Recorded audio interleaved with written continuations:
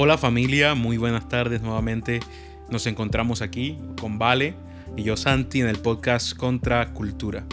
Bueno, hoy queremos empezar antes que todo dándole la gloria al Señor. Y Vale, quiero que nos acompañes en una breve oración, por favor. Señor, gracias por este tiempo, gracias por permitirnos estar todos aquí, por permitirnos tener este espacio para compartir tu palabra y también, Señor, para edificarnos los unos a los otros. Te entregamos este tiempo en tus manos y te pedimos que todo lo que hablemos sea tuyo y venga de ti.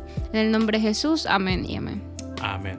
Entonces, Vale, ¿de qué tema vamos a hablar hoy?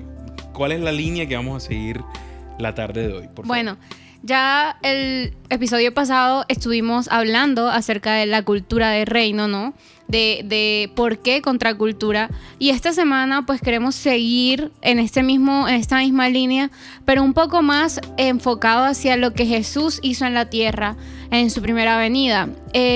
Quisiera que nos hablaras un poquito acerca de eso, acerca de qué vino a hacer Jesús en la tierra cuando Él vino por primera vez y cómo estableció la cultura del reino aquí en la tierra. Me gusta mucho eso que me acabas de preguntar porque me recordó una imagen muy épica de las cuales en los evangelios hay partes que yo digo, estas partes son épicas. No en un sentido literario, sino en un sentido literal, vamos a llamarlo de alguna manera. Es épico porque en Lucas 4, de hecho lo voy a buscar aquí un momentico. Lucas 4, está Jesús, llega al templo.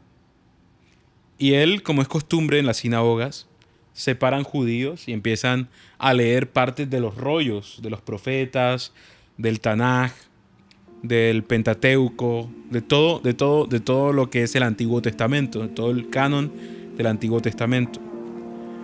Y Lucas comienza a describir esta escena épica donde Jesús toma el rollo, como lo hace en Apocalipsis 5, pero ahora encarnado. Llega, toma el rollo y empieza a leer Isaías.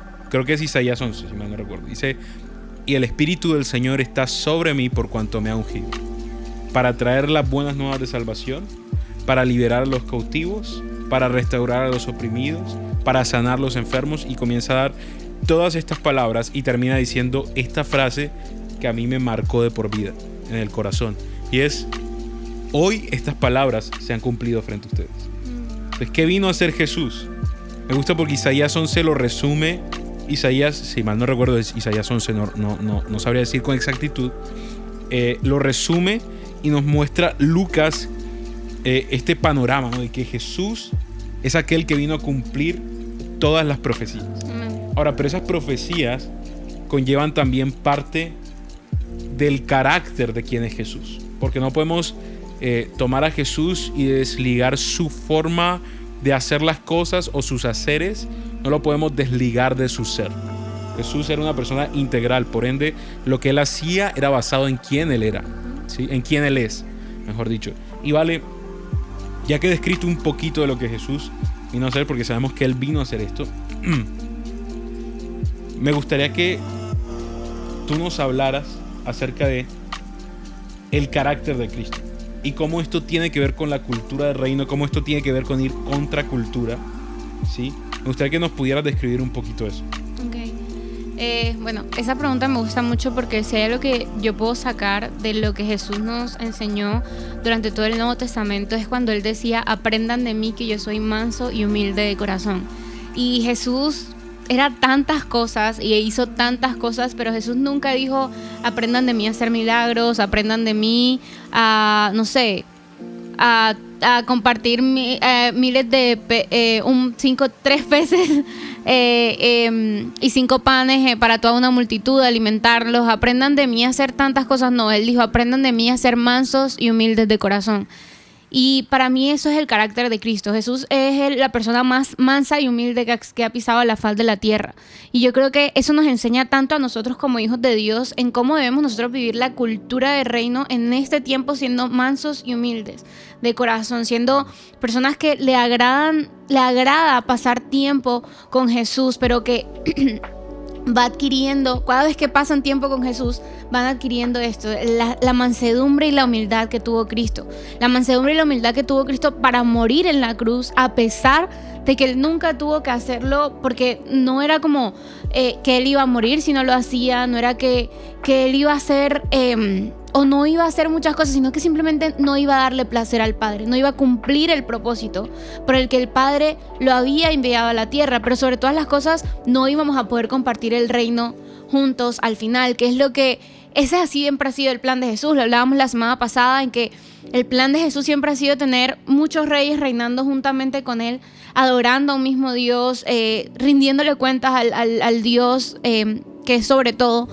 Y me llama mucho la atención, porque es en este tiempo como nosotros estamos expresando el carácter de Cristo, que es la mansedumbre y la humildad en medio de nuestra generación. Pero sobre todas las cosas, la mansedumbre y la humildad para morir todos los días a nosotros mismos. Como Jesús un día murió en la cruz por nuestros pecados, aún sin nosotros merecerlo, y Él sin necesidad de decir como que yo tengo que morir porque yo soy un pecador, pero Él se llevó todo el pecado porque Él de verdad quería cumplir el plan de Dios y quería darle placer al Padre, pero sobre todas las cosas quería estar con nosotros. Entonces, para mí una de las cosas que yo más destaco de Jesús en la tierra es su mansedumbre y su humildad. Su mansedumbre y su humildad también al compartir con las personas prostitutas, al compartir con pecadores, sentarse a la mesa con pecadores, simplemente porque Él decía, ellos también merecen que yo muera y que sea, ellos merecen también mi sacrificio. Entonces, yo digo, esta es la cultura que Jesús nos dejó. Jesús no nos dejó solamente una cultura de vayan y lean la Biblia, lloren en la iglesia y quédense ahí en las cuatro paredes. De hecho, el mensaje de Jesús era, vayan y hagan discípulos a todas las naciones. Vayan y prediquen el evangelio. Entonces, para mí eso es algo súper clave en medio de esta cultura y en medio de lo que estamos hablando de Cristo. Tremendo. Ahora que compartías eso, me gustó porque en la Biblia el Señor es claro y dice algo, ¿no? Sean mansos y humildes como yo soy manso y humilde. Y me llama la atención eso porque el que Jesús haya dicho eso nos deja muy claro cuál es su intención con nosotros. Porque en otro momento Él pudo haber dicho, hagan esto.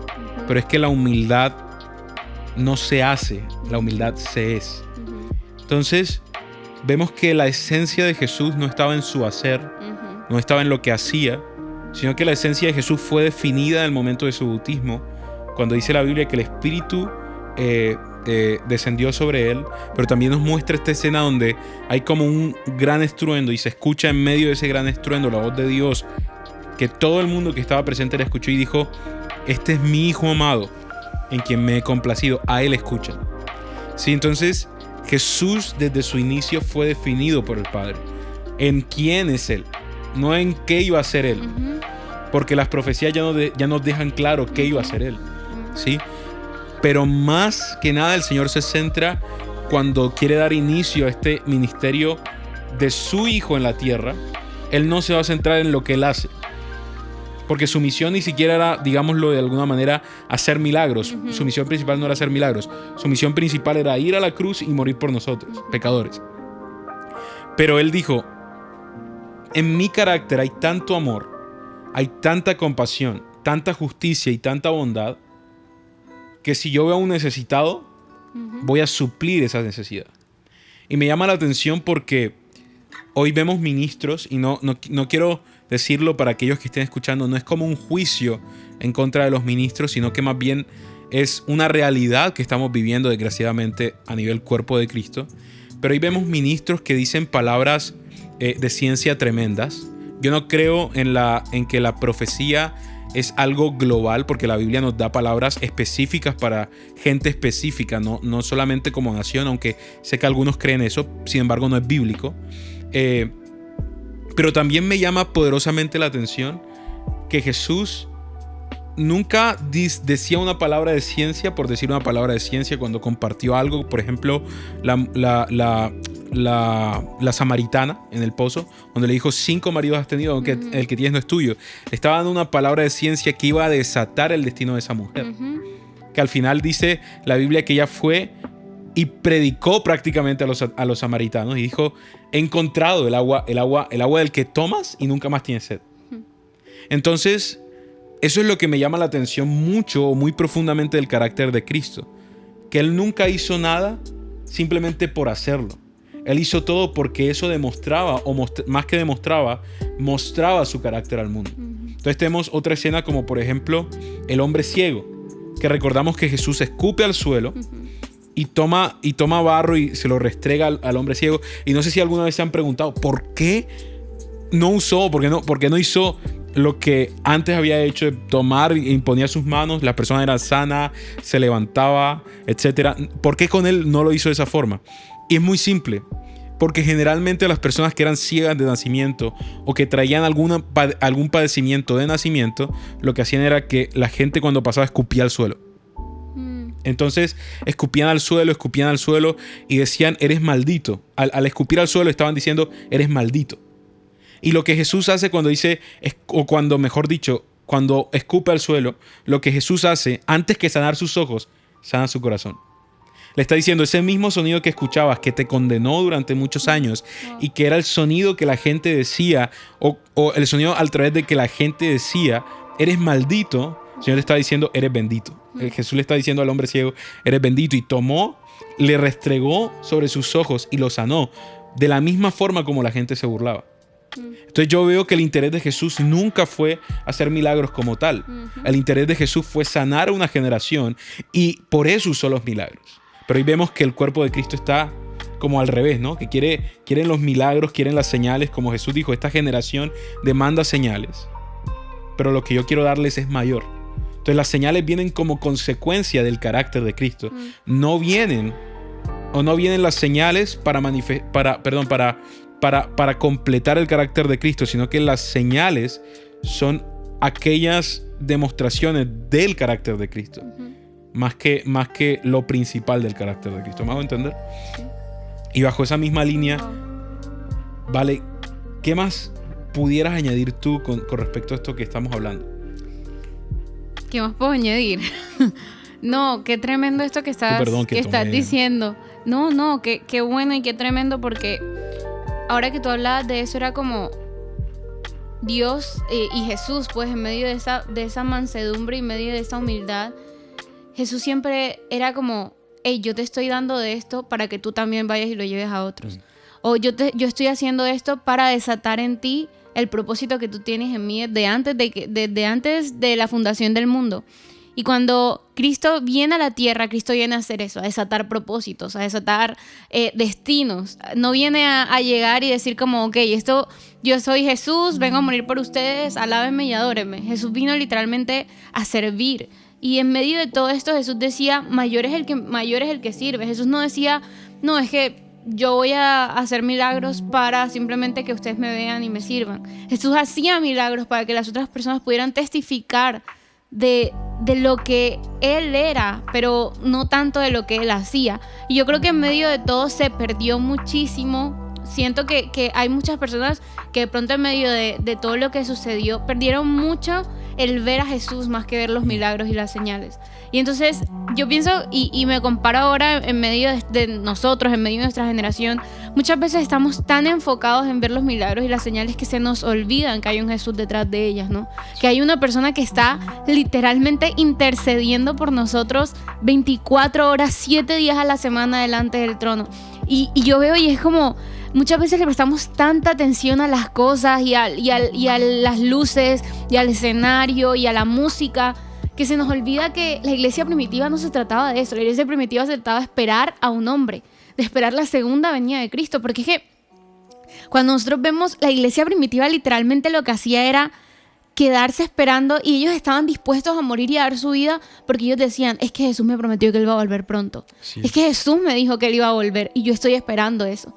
Entonces, si nos damos cuenta, la cultura de reino es literalmente contemplar a Jesús más que contemplar las señales. Y todo lo que tú decías era tan tremendo, porque yo pienso y digo, o sea, en el hoy, en nuestros días, en estos días que nosotros estamos viviendo, es tan difícil enfocarnos solamente en Jesús, y es tan difícil decir como: Jesús, sobre todo en la cultura de Occidente, ¿no? En la cultura de nosotros, que es como tenemos todo al alcance de una llamada, tenemos todo no estamos como sufriendo guerras o sufriendo tantas cosas que de pronto en Oriente están sufriendo, y tú quedas como, esto no fue lo que Jesús me mandó a hacer.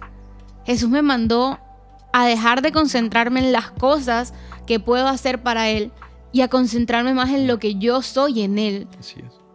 Entonces, eso para mí es como, wow. O sea, Dios nos está llamando y nos está confrontando como generación, a despertar nuestros ojos y a despertar, a despertarnos de pronto del exilio espiritual en el que hemos estado y volver a mirar a Jesús. Como dice Hebreos 12, puestos los ojos en Jesús, autor y consumador de la fe. Por este gozo, puestos los ojos en Jesús, así como Jesús tuvo el gozo puesto por delante, que éramos nosotros en este tiempo tener el gozo puesto por delante, que debería ser verlo cara a cara. Y eso es vivir una vida contracultura, una vida que no está basada en el sistema y no está basada en ver las señales y los prodigios y los milagros que pueden hacer profetas, que pueden hacer los hijos y con los hijos de Dios, y que incluso pueden ser señales de Jesús, que son enviadas por Jesús porque lo son. Pero eso no quiere decir que no nos estemos perdiendo en medio de estas señales. Así es. No sé qué podrías aportar tú de esto. Estaba buscando un texto bíblico que por una temporada en este tiempo, y para el que no sepa, aunque sí conozco de las escrituras, a mí me gusta seguir preparándome, seguir estudiando. Estoy estudiando en un instituto que se encuentra en Argentina y de manera virtual. Y recuerdo que hubo una temporada donde nos dedicamos, o un mes entero que le dedicamos a la devoción pura y sencilla a Cristo. Y estaba recordando y veía 2 Corintios capítulo 11, versículo 3, que dice: pero temo que así como la serpiente con su astucia engañó a Eva, vuestras mentes sean desviadas de la pura y sencilla devoción a Cristo. Entonces, ¿qué es lo que está diciendo aquí el apóstol Pablo? Es que muchas veces nuestra liturgia o manera de hacer las cosas nos alejan de escuchar la voz de Dios y nos alejan de la sencillez del Evangelio. Es que el Evangelio no es complicado. El Evangelio... nosotros lo hacemos complicado. El Evangelio es puro y sencillo, como dice la Biblia. Es puro porque tiene un Dios puro. Y es puro porque nos prepara en pureza. Y es sencillo porque se trata de tomar nuestra cruz todos los días y seguir a Cristo, esperando su venida, esperando su regreso a la tierra y sirviéndolo hasta que Él venga. ¿Sí? De eso se trata el Evangelio. Es tan sencillo porque literalmente el Señor nos dice: muérete. Muérete, no hagas más nada, solo muérete. Muérete y déjame hacer el resto a mí. Y me gusta, tranquila, y me gusta mucho eso porque el Señor nos está haciendo un llamado como hijos de Dios. Y nos dice: hey, la liturgia que no sea un factor de distracción. Las luces, de pronto si en tu iglesia hay luces, que no sea eso el foco de la atención. Si en tu iglesia usan tremendas secuencias musicales y la banda es tremenda, que tu foco no esté en la música, sino en a quién están adorando en el altar. ¿Sí? No estoy diciendo que la música sea mala, para nada. Nosotros somos músicos. Nos encanta la música, amamos la música, creemos que es parte del arte de Dios. Pero la música no puede ser aquella que nos saque, sino aquella que nos lleve un camino que se crea para conectar con la presencia de Dios, con la pureza y sencillez de su presencia. Porque, a ver, y me gusta mucho esto que estuve escuchando alguna palabra con respecto a esto, y es que el Señor está haciendo un tiempo de transición de una generación Moisés a una generación Josué. Y la diferencia radica, y si pudiera resumir ese mensaje o esos mensajes que escuché con respecto a esto en una sola frase, es: Moisés dependió de su vara, Josué dependió de la voz de Dios. Entonces Moisés dependió de sus métodos y por eso no pudo entrar a la tierra prometida. El Señor dijo: mira, yo te amo, eres el hombre más humilde que hay sobre la faz de la tierra, Moisés, pero hasta aquí. Tú no vas a entrar a la tierra prometida. ¿Por qué? Porque preferiste depender más de tus métodos, más de lo que había funcionado en el pasado, que escuchar mi voz. Porque Moisés le pega a la piedra en lugar de hablarle como el Señor le había dicho. Y Josué, dice la palabra, que la diferencia radical entre Moisés y Josué, y eso todavía es todo un tema, pero todavía para más énfasis, ¿no? De alguna manera, en estos dos personajes, dice la Biblia que Moisés iba a la presencia de Dios y volvía al pueblo. Moisés iba a la presencia de Dios y volvía al pueblo. Pero dice que Josué entraba al tabernáculo y nunca se apartaba de él. Nunca se apartaba del tabernáculo. Y decimos, sí, Moisés el Señor lo usó tremendamente. Porque Moisés, dice la palabra, que el Señor que compara a Jesús con Moisés en cuanto al nivel de profeta que tiene cada uno de los dos. Ambos eran infalibles, ambos escuchaban la voz de Dios directamente. O sea, no era como que el Señor le daba una visión como con el resto de los profetas y el profeta tenía que interpretarlo o pedir mucha oración para que el Señor le bajara la interpretación. Uh-huh. No, como Moisés le decía, yo voy a hacer esto, esto y esto y esto. Clarito. Y se lo compara con la misma capacidad auditiva de escuchar la voz de Dios, valga la redundancia, con Jesús. Pero el carácter de Moisés no estaba lo suficientemente preparado para depender de esa voz de Dios. Uh-huh. Mientras que Josué, con todo y que veía visiones, digámoslo de alguna manera, que el Señor le hablaba claro a Moisés, pero a Josué de pronto se lo ponía un poco más difícil. Que hay momentos donde el Señor le habla muy claro a Josué. Pero lo que voy es, Josué aprendió a ser dependiente de la voz de Dios. Josué aprendió a ser esforzado y valiente. Una persona que se esfuerza, una persona que no es tímida, una persona que no cuestiona la voz de Dios. Como lo hizo Moisés. Señor, ¿pero por qué yo? Señor, soy malo en el habla. Señor, le puso las 10,000 excusas. Josué dijo, aquí estoy, Señor. Y eso me llamó la atención porque la pureza y sencillez del Evangelio se trata de escuchar la voz de Dios a través de su palabra, en la oración, mientras que Él me confirma mi identidad, a escucharlo en mi espíritu, en mi corazón, en mi mente. Y esa es la línea que creo que el Evangelio debe llevar, y es la transición que el Señor está haciendo hoy día. Y ahora que tú hablabas de esto, yo creo que una de las cosas claves es ser capaz de decir, aquí estoy, Señor, aquí está mi vida, aquí está mi corazón. Y creo que a veces nos cuesta tanto y somos, pero también hay una generación que se está levantando y que está diciendo, Señor, aquí estoy. ¿A dónde más? O sea, ¿qué quieres que haga? ¿A dónde voy? ¿Cómo me muevo? Y de eso se trata también lo que Jesús vino a hacer en la tierra cuando el Padre lo envía y cuando Él decide venir. Una de las cosas que Jesús hace es decir, ok, arrepiéntanse y conviértanse porque mi reino se ha acercado. Y cuando ese fue literalmente fue el primer mensaje que Jesús habló y decía, arrepiéntanse y conviértanse porque mi reino se ha acercado.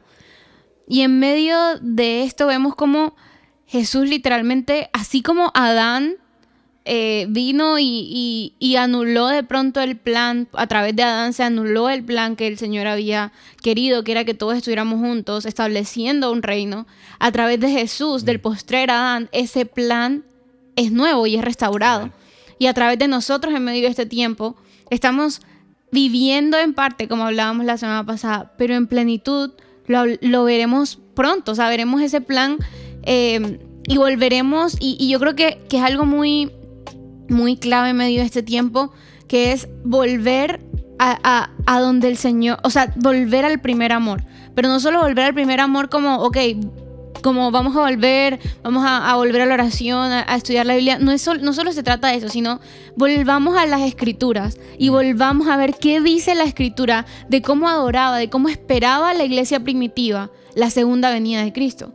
Porque yo creo que eso es algo que como iglesia ahora nos falta muchísimo. El tener la certeza, pero también como el empuje, el carácter, la necesidad de que Cristo vuelva pronto, de que la segunda venida de Cristo sea pronto. Y eso es algo que nosotros vemos y lo hablábamos ahorita, pero que es algo que para mí es clave en medio de este tiempo, volver y estudiar la iglesia primitiva y estudiar lo que los apóstoles hacían y estudiar cómo ellos esperaron, incluso cómo esperaron al Espíritu Santo. Sí. O sea, el cómo esperaba al Espíritu Santo, porque Jesús les dijo, esperen, porque yo voy a enviarles a alguien, voy a enviarles al Consolador. Y hasta que el Espíritu Santo no llegó, ellos no se movieron. Y muchas veces eso nosotros no vivimos esa cultura de pronto de reino porque no estamos esperando al Espíritu Santo, o no estamos dejando que el Espíritu Santo nos guíe, o que las palabras y las promesas de Cristo se cumplan de la forma en la que Él quiere más que en la forma en la que nosotros queremos. Sino que muchas veces, como Moisés, queremos hacer las cosas a nuestra forma. Sí. Y sacamos a Dios de la ecuación, y entonces nos ponemos a nosotros en medio de una ecuación que el Señor dice, no se trataba de esto, no se trataba de ti, no se trataba de lo que tú quisieras hacer. Se trataba de mis planes para este tiempo en medio de esta generación. Claro.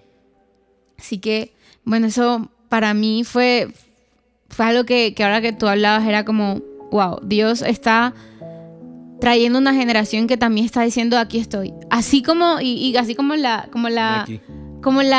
cizaña se va a levantar, también el trigo, ¿no? Y vamos a ver el crecimiento de ambos, pero también vamos a ver cómo Cristo va a establecer su plan eterno en la tierra. Amén.